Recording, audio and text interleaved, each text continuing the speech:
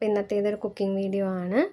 അപ്പോൾ ഇന്ന് പപ്പ പുറത്ത് പോയി വന്നപ്പോൾ കുറച്ച് പൊറോട്ട മേടിച്ചുകൊണ്ട് വന്നിട്ടുണ്ടായിരുന്നു. അപ്പോൾ ഞാനതിനെ കുത്തു പൊറോട്ട ഉണ്ടാക്കാമെന്ന് വിചാരിച്ചു. അപ്പോൾ ആദ്യം ഞാൻ പാൻ ചൂടാക്കാൻ വെച്ചു, വെളിച്ചെണ്ണയൊക്കെ ഒഴിച്ചു, സവാള, പച്ചമുളക്, ഇഞ്ചിയൊക്കെ ഇട്ട് ഒന്ന് വഴറ്റി വരാൻ വേണ്ടിയിട്ട് ഇത്തിരി ഉപ്പും കൂടി ഇട്ട് കൊടുക്കണം. അപ്പോൾ വേഗമായി കിട്ടും. അങ്ങനെ ആക്കി വന്നിട്ട് അപ്പോഴേക്കും ഞാൻ പൊറോട്ടയൊക്കെ പിച്ച് വെച്ചിട്ടുണ്ടായിരുന്നു.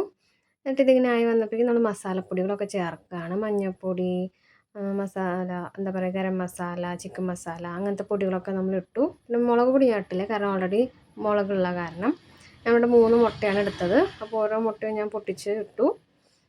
അപ്പോൾ 3 മുട്ടയും ഞാൻ പൊട്ടിച്ചിടുകയാണ്. ഓരോന്നായിട്ടാണ് പൊട്ടിച്ചിട്ട് ഡയറക്റ്റ് ഇതിലേക്ക് തന്നെയാണ് ഇട്ടത്. അല്ലാണ്ട് ഞാൻ വേറെ പാത്രത്തിലിട്ട് അങ്ങനെയൊന്നും ചെയ്തില്ല. ഡയറക്റ്റ് ഇതിലേക്ക് തന്നെ ഒഴിച്ചു.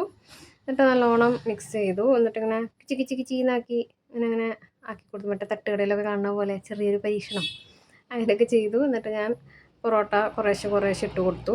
എന്നിട്ട് പതുക്കെ മിക്സ് ചെയ്ത് കൊടുത്തു. എന്നിട്ട് നല്ലോണം ആവാൻ വേണ്ടിയിട്ട്. എന്നിട്ട് വേണമെങ്കിൽ കുറച്ച് വെളിച്ചെണ്ണ ഒഴിക്കാം കേട്ടോ.